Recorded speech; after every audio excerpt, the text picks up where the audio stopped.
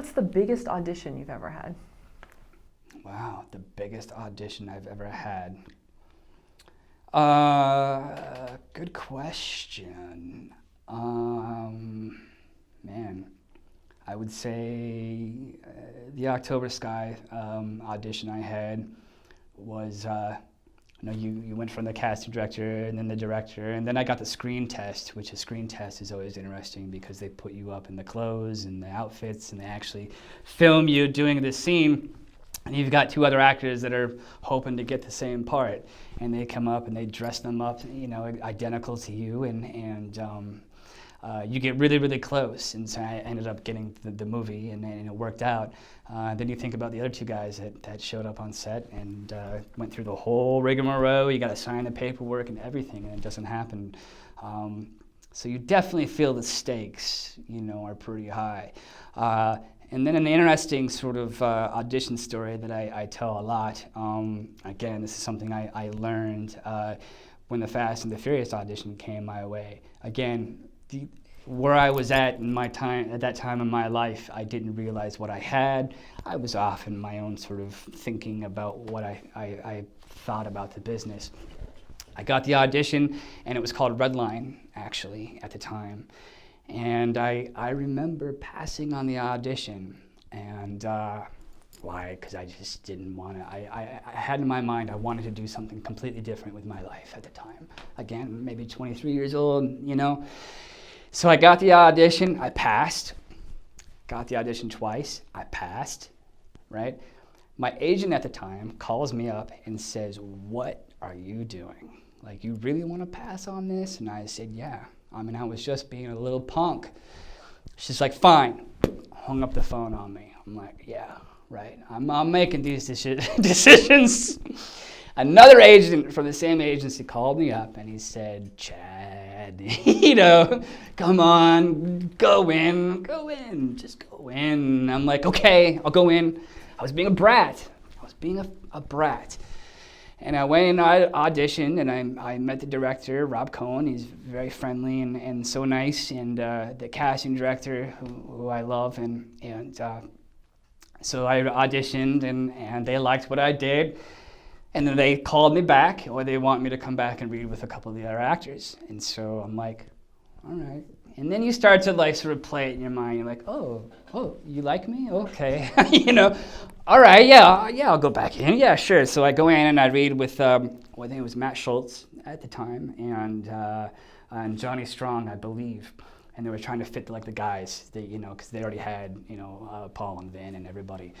And I ended up booking this movie. I got the part, and I'm like, wow, this is really cool. And we're gonna do all these cars, and then we got on set, and it became, this crazy thing, and everyone's gonna be like, oh, it's gonna be huge. It's gonna be this big movie. And I'm like, no, I don't think so, guys.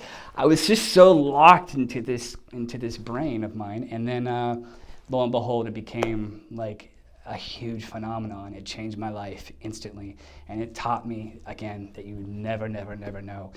Don't turn down an audition. Don't be silly, And I was really silly, and I tell this story, and not that I am so appreciative that I went in and I was given that opportunity, and it changed my life forever. So I learned a valuable lesson then.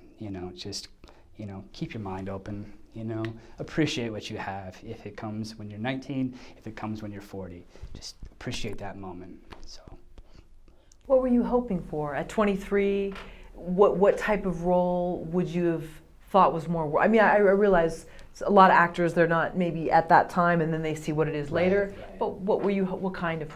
I guess at that time I wanted to do something edgy and hardcore, like a David Lynch or something. Yeah, I just wanted to do something. Maybe it was the computer geek. It was like computer geek Jesse. And it was in my mind maybe I was sort of pushing away those characters, because I would just keep getting computer guy, computer this, and it drove me crazy, you know. So maybe that also played a part in it. I was just sort of like pushing that away. I'm like, no, I'm not that guy. I want to do something crazy and swear and be a crazy, weird guy. And, you know, when it's your part, it's a very personal thing, and it will find you. It will find you. And I'm so lucky that it did, because, again, that movie has now become, you know, they're working on number 8, and it's like, you know, again, people recognize me from it every day, and they tell me how much that movie means to them and how many times they've seen it. And so I'm like, whew. Again, I've been very lucky. So, yeah, you just never know. Did you ever drive your own white Jetta after that? No, and they barely let us drive in the movie too, because you just don't give actors cars on set. We got to drive it a little bit, and then they would put us in picture cars, which was great. And the scene where I'm racing Johnny Tran, they had tied up my car. It was a picture car. They tied it up to a semi, and they hauled me like at 70, 80 miles per hour. And then they put an actual car from my eye line racing next to me. So when I'm driving like this, you're actually like racing somebody, not for real, but you know, they're in complete control. Obviously the cameras are on the you know, the bed of the truck and whatnot. So, but yeah, you know, looking back, man, I mean, so cool. Just, you know, I want to do something like that now and have the sort of the greater appreciation and the majestical scope that I have now about this business and what it means. I think that would be a huge thrill, you know, to go back and sort of do something like that has such a, again, you just never know. The movies that you think are going to be huge, no, not so much. And then the movies you think, I don't know, turn out to be phenomenons. So, yeah. Well, that's the beauty of being 23, is that you don't sometimes realize what's being given, you know, I think. Right, there's a beauty to that too, yeah, absolutely. And I had no idea, and that taught me a lot, you know.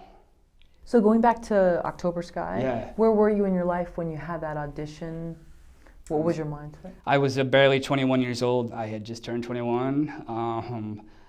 I was in sort of the same mindset. I remember being on set and thinking, I don't know that anyone, and I don't even know it. And I love this interview because it makes me reflect and makes me go back and sort of reappreciate, you know, the things that I've gone through and been through, and that have worked out. You know, it's scary to think, what if it didn't work out? Where would I be? What would I be doing? So I was a fresh 21, and you know, I'm on set with all of these picture cars, and it was these time period. You know, we're telling this true story about Homer Hickam and the Rocket Boys, and Jake Gyllenhaal was 16, I think, at the time. He was being he had to do school on set, you know, and Willie Scott and I were the two oldest, and again, we had the only thing to do in Tennessee was the 24-hour Walmart. Oh, nice. And that's how we kept ourselves busy. And you know, I remember the studio sending us PlayStations, you know, when we first got the part. And we're like these kids, and like, oh, you're sending us like PlayStations, and like all of a sudden you're just being thrown all of these opportunities, and it's again, when you're young and you don't realize it, but that was one of the greatest times ever. One of the most pure, just, you know, when you're that age too, you're not really thinking about all of the adult stuff that has to come into play, you know, that we worry about much later on. We're just free and had fun, so, you know. And we just had they just did a Rocket Boys festival that I just attended not too long ago. For its anniversary, I guess 15 years? 15 years. No, wait, that was Fast and the Furious, probably longer.